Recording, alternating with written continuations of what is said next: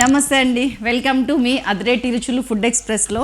ఈరోజు బిర్యానీలో చేసుకుంటే కనుక ఈజీగా చేసే కలుపుకొని ఒక పక్కన సైడ్ డిష్ తయారు చేశానండి. నువ్వులతోని కట్టా చేశాను. చాలా చాలా టేస్టీగా ఉంటుంది, హెల్త్కి కూడా చాలా మంచిది. బెనిఫిట్స్ అన్ని డీటెయిల్గా డిస్కస్ చేద్దాం. ముందు రెసిపీ చూద్దాం రండి.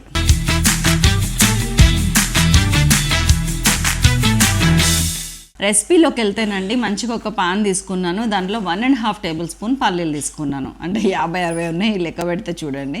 దాన్ని మంచిగా ఫ్రై చేసుకుందాం. ఒక పల్లీలు 70-80% ఫ్రై అయిన తర్వాత 2-3 మినిట్స్ తర్వాత 2.5 టేబుల్ స్పూన్స్ నువ్వులు యాడ్ చేయండి. పల్లీల కన్నా ఎక్కువ ఉండాలి నువ్వులు, చాలా ఆల్మోస్ట్ డబుల్ ఉండాలి. సో నువ్వులు కూడా యాడ్ చేసి మంచిగా ఫ్రై చేసుకుంటే ఏదైనా క్లాత్ మూత పెడితే నువ్వులు ఎగరకుండా ఉంటాయండి. మళ్ళీ క్లాత్ తీసుకున్నాను, వేయిస్తున్నాను, పక్కకు పెడుతున్నాను. ఇవి రెండు బాగా వేగిపోయినాయి. నేను దీని పక్కన సైడ్ గిన్నెలో పెట్టేసుకొని ముందు పౌడర్ చేసుకొని వస్తాను.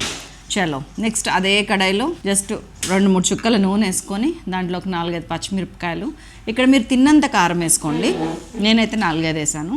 4-5 పచ్చిమిరపకాయలు వేసి మంచిగా ఫ్రై చేశాను. దీంట్లోకి ఒక 4-5 వెల్లుల్లి రెబ్బలు, 1 టీ స్పూన్ జీలకర్ర కూడా వేసి రోట్లో మంచిగా దీన్ని క్రష్ చేసుకొని వద్దాం. కచ్చపచ్చగా దంచుకొని తీసుకొచ్చేసాను. ఇప్పుడు మన నువ్వుల పొడి ఉంది కదా, దాంట్లో గుప్పెడు పుదీనా, కొంచెం కొత్తిమీర వేసి కొన్ని వాటర్ యాడ్ చేసి పేస్ట్లా రెడీ చేసుకొద్దాం. చూడండి, ఇప్పుడు మళ్ళీ మన అసలైన ఫైనల్ పాట్ తీసుకొచ్చేసాను.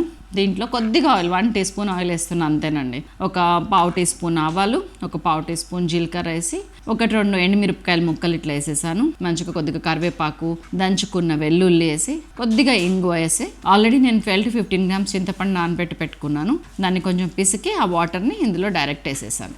వేయగానే అసలు ముందు స్టవ్ కట్టేశాను. దెన్ దీంట్లో మనం దంచి పెట్టుకున్నాం కదా పచ్చిమిర్చి వెల్లుల్లి ముద్ద, దాన్ని యాడ్ చేశాను ఫస్ట్. ఇప్పుడు దీంట్లో కొద్దిగా పసుపు, కొంచెం సరిపడా ఉప్పు అన్నీ వేసి బాగా కలిపి మనం గ్రైండ్ చేసి పెట్టుకున్న పేస్ట్ ఉంది కదా, నువ్వులు పుదీనా పేస్ట్, దాన్ని కూడా తీసుకొచ్చి దీంట్లో కలిపేశాను. అంతా మిక్స్ అయిన తర్వాత కన్సిస్టెన్సీ ఒకసారి చెక్ చేసుకోండి, పైకి కిందకి. అంటే మీకు ఇది సరిపోతుంది అనిపిస్తుంది, తెలుస్తుంది, లూజ్గా కాకుండా చిక్కగా కాకుండా.